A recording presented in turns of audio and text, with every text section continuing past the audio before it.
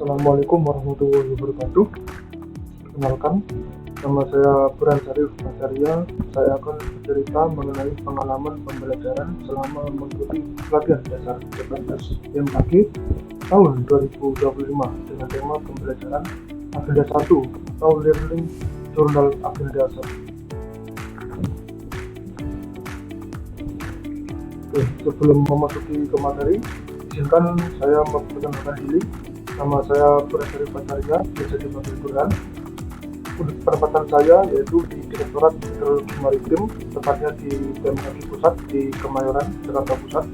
Saya angkatan 42, kelompok 3A, nomor 11, daftar CPNS 2025.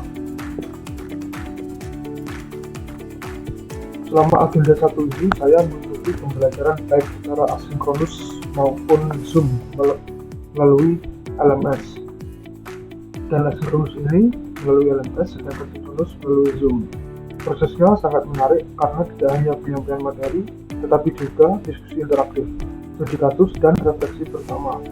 Saya juga mendapat kesempatan untuk berdiskusi dengan rekan-rekan dari berbagai unit BMKG sehingga menambah wawasan saya mengenai tugas ASN di bidang meteorologi, klimatologi, dan geofisika. Oke, memasuki agenda 1 di mana ada 3 bab yang saya pelajari. Yang pertama, wawasan kebangsaan, kemudian analisis isu kenegaraan, dan yang terakhir kesiapsiagaan bela negara.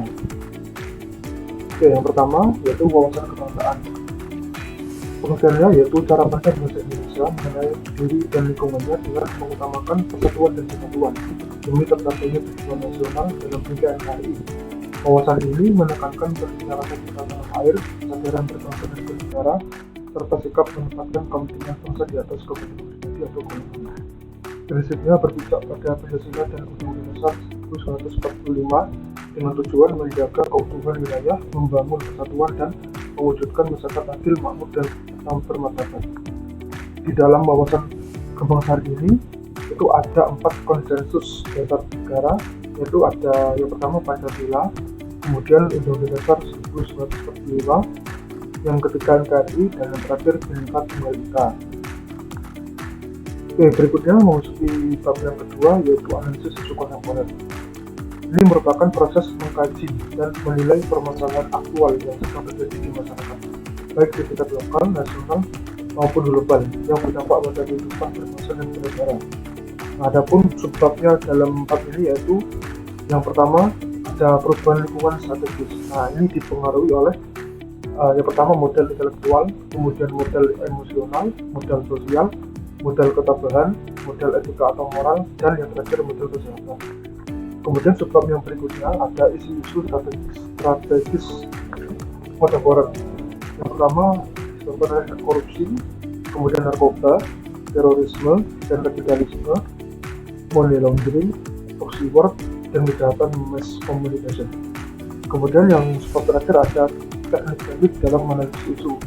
Itu ada teknik lapisan isu, AKPL, yang kedua USP.